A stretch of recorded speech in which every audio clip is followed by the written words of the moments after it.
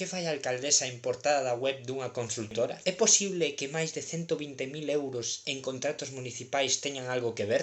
Esta é a historia de Dos Espacios, unha empresa consultora que alá onde o PP ten o poder tamén se fai cun bo anaco do pastel. Cando Nava Castro era directora de Turismo de Galicia, esta empresa xa traballaba con ela, pero a súa rede clientelar debe mudar a Ponteareas tamén, posto que volve contar con eles.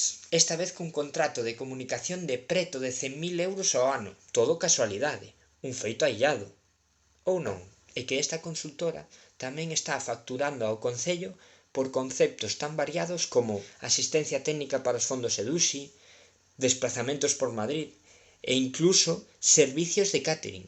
Sí, unha consultoría, pero as casualidades continúan. O azar é moi caprichoso, como ben sabedes.